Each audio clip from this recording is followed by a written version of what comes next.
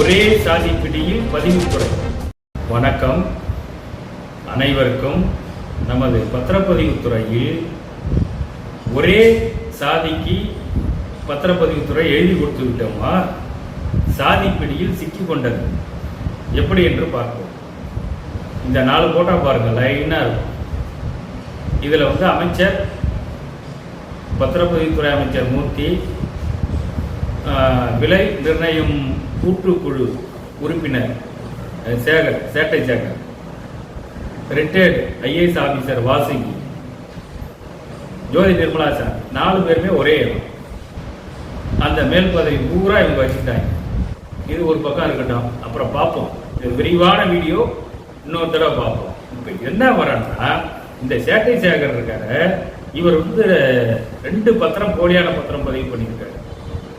எங்க 2007 முதல் நீலாங்கரை சார் பதிவாளர் அலுவலகத்தில் பணிபுரியும் போது ஒன்று செட்டில்மெண்ட். இந்த செட்டில்மெண்ட்ல ஒரு அம்மா நிர்மலா பயணிவேல்னு ஒரு அம்மா, அந்த அம்மாவுக்கு 30 வயசு. அவங்க பையன் பேர்ல செட்டில்மெண்ட் பண்றாங்க. அது எமௌண்ட் நிலமோ, அவங்க பையனுக்கு வயசு என்ன தெரியுமா, 31. அம்மாவுக்கு 30, பையனுக்கு 31.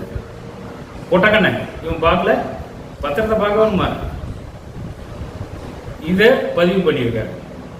இதுக்கு ப்ரீவியஸ் ஆவணம் அப்படின்னு ஒன்று வைக்கிறாரு. அந்த ப்ரீவியஸ் ஆவணம் நம்பர் எங்கடான்னா, பல்லாவரம் ரிஜிஸ்ட்ராவில பதிவு பண்ணப்பட்டது 600 ஸ்கொயர் ஃபீட். இவர் பண்ணது 7200 சதுரடி. எப்படி கிராஸ் ஆகுது பாருங்க. இப்படி போலி பத்திரத்தை பதிவு பண்ணார்.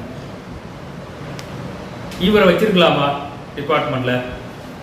அடுத்தது இதை விட ஒரு கொடுமை என்னன்னா, தமிழ்நாடு அரசுக்கு சொந்தமான எல்காட் நிறுவனத்தின் சொத்தை இவர் பதிவு பண்றாரு வேற ஒருத்தனுக்கு.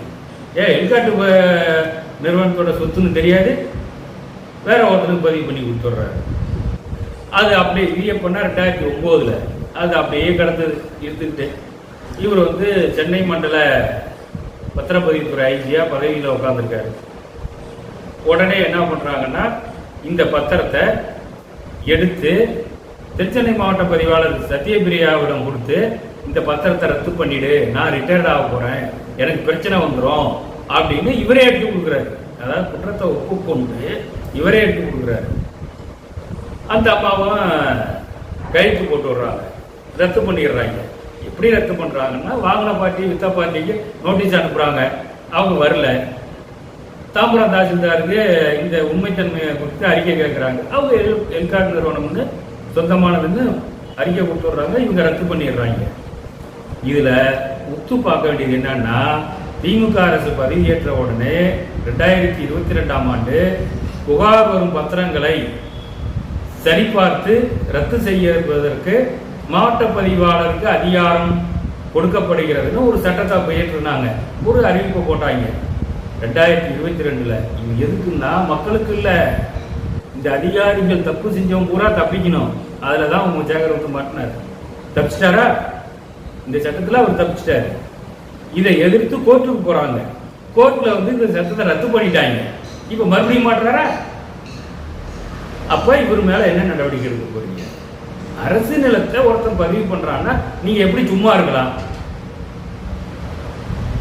நடவடிக்கை எடுக்கணுமா இல்லையா?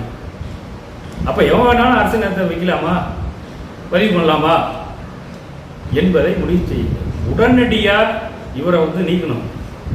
இந்த இப்ப ஓய்வு பெற்று விட்டார். ஓய்வு பெற்றாலும் ஜோதி நிர்மலா சாமி தனக்கு வேண்டியவன உள்ள இருக்கணும் அப்படின்னு ஒரு பதவியை உருவாக்குறாங்க. உருவாக்கி அது விலை நிர்ணயம் செய்யும் பதவி. அதுல இவர் உறுப்பினர். இந்த வாசிக்கு ரிட்டையர்டு ஐஏஎஸ் அம்மா, அந்த அம்மா தலைவர். உருவாக்கி உட்கார வச்சுட்டு இந்த அம்மா போனாலும் அதிகாரம் பூரா இந்த ஜோதி நிர்மலா இருக்கிறது தான் இருக்கு என்பதை தெரிவித்துக் கொள்கிறேன். மேலும் நடவடிக்கை எடுக்கலன்னா வழக்கு தொடர தவிர வேற வழி இல்லை. நன்றி.